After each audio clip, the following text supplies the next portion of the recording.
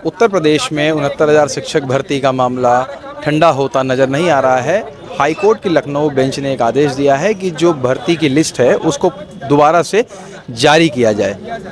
इस पर जो पिछड़ा वर्ग और एससी के छात्र हैं, जो अभ्यर्थी हैं, वो प्रदर्शन अपना कर रहे हैं। हम इनसे बात करेंगे कि क्या है पूरा मामला। ये बताइए कि अब तो हाईकोर्ट का ऑर्डर भी आ गया है, अब आप क्यों प्रोटेस्ट कर रहे हैं? नहीं, हाई कोर्ट का आर्डर तो आ गया है सर, बात सही है। एक लंबी लड़ाई के बाद पहले सिंगल बेंच, फिर डबल बेंच में भी हम लोग 16 महीने लड़ाई लड़े, क्योंकि कभी डेट नहीं लगती, लंबी लंबी डेटें लगती हैं, क्योंकि कार्यपालिका से न्यायपालिका तक कोई दलित पिछड़ों की सुनवाई नहीं है।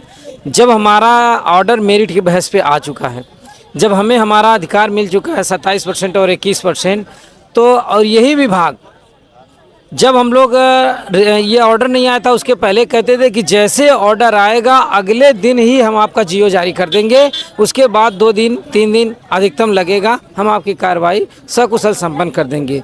माननीय जो हाई कोर्ट का डबल बेंच का ऑर्डर है उसमें जो अवैध लोग हैं उनको बाहर करने के लिए 31 मार्च 2025 तक उनको रखने के लिए कहा है। अगर ये लोग नहीं करते तो वो लोग सुप्रीम कोर्ट पहुंच जाएंगे। सुप्रीम कोर्ट जब पहुंच जाएंगे तो वहां से अब मामला जब सुप्रीम कोर्ट पहुंच जाएगा तो लेट हो सकता है। इसलिए हम लोग चाह रहे हैं कि मामला सुप्रीम कोर्ट पहुंचने से पहले हमारी संख्या, हमारा दर्द, हमारी पीड़ा सुनकर इनको हमें नियुक्ति दे देना चाहिए अविलंब, क्योंकि हमें किसी पे विश्वास नहीं है। यही अधिकारी थे जो 5 जनवरी 2022 को लिस्ट आई थी तो कहे आपका आचार संहिता खत्म होते हुए हम नियुक्ति आपको दे देंगे, मगर जैसे ही आचार संहिता खत्म होती है यही अधिकारी 2 मिलके ले जाके हमारे मामले को न्यायालय में घसीटने लगते हैं, और आज 2022 में जहां हम थे वहीं आज फिर पहुंच गए हैं।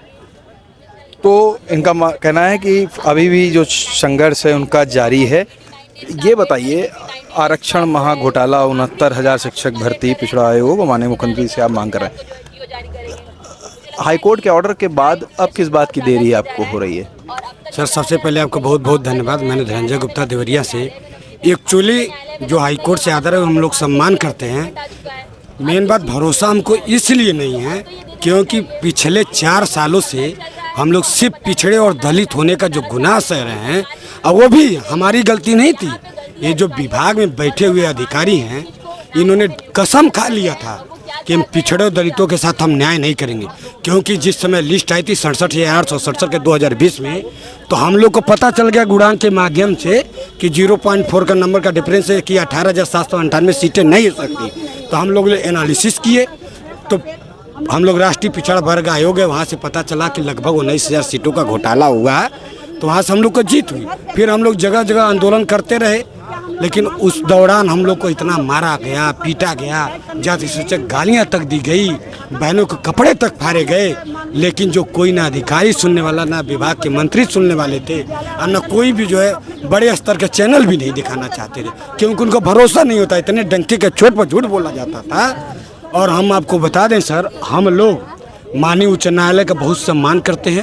हम लोग चाहते हैं अगर जो विभाग के अधिकारी चलें तो 4 घंटा के अंदर में जो हम लोग का शेड्यूल जारी कर दें, लेकिन जानबूझ के माननीय मुख्यमंत्री जी का आदेश है कि हम लोग सुप्रीम कोर्ट नहीं जाएंगे, लेकिन ये अधिकारी अपने लोगों को भेज करके फिर सुप्रीम कोर्ट में फंसा करके हम लोग को कई सालों तक जो है SC SCRT इको गार्डन का चक्कर लगाना चाहिए।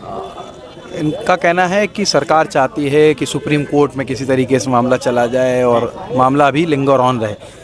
आप किस तरीके से जो आप विरोध कर रहे हैं, अब हाईकोर्ट के ऑर्डर के बाद आपका अगला रुख क्या रहेगा कि लिस्ट कब तक जारी होनी चाहिए और आगे क्या रणनीति रहेगी आपकी? सर, सबसे पहले मैं आपका बहुत बहुत धन्यवाद देता हूं, आभार प्रकट करता हूं। और सर, इसके साथ साथ मुझे उत्तर प्रदेश के यशस्वी न्यायप्रिय मुख्यमंत्री महोदय पर अपूर्ण विश्वास है, क्योंकि एक बार उत्तर प्रदेश के माननीय मुख्यमंत्री महोदय की को इन लोगों अधिकारियों ने गुमराह कर दिया, जिसके कारण उन्होंने माननीय मुख्यमंत्री महोदय ने जब 6,800 की लिस्ट जारी की गई थी तो उस टाइम माननीय मुख्यमंत्री महोदय ने केवल 1 सप्ताह में नियुक्ति पत्र देने के लिए कहा था, लेकिन अधिकारियों ने इस तरीके से घुमाया कि वो मैटर 1 सप्ताह की जगह आज लगभग 32 महीने से ज़्यादा का आसपास समय हो रहा है और कोई 6,800 की लिस्ट में सिलेक्टेड अभ्यर्थी नियुक्ति नहीं पाया। लेकिन ये कह तो रहे हैं कि जल्दी कर देंगे, जल्दी कर देंगे। हम लोगों को अभी कोई विश्वास नहीं है इन अधिकारियों पे, पता नहीं ये कब करेंगे, कैसे करेंगे। शायद तब तक कोई अगर सुप्रीम कोर्ट पहुंच गया तो कहीं ना कहीं ये भर्ती फिर पेंडिंग में पड़ जाएगी। तो आपने सुना जो अभ्यर्थी बैठे हैं प्रदर्शन में, इनका साफ कहना है कि ये सरकार से तो आशान्वित हैं, लेकिन जो अधिकारी हैं कहीं ना कहीं उनको लगता है कि इनकी जो लिस्ट है उसको टालकर सुप्रीम कोर्ट जाने के फिराक में अधिकारी दिख रहे हैं। जितेश अवस्थी, संवाद लाइव के लिए।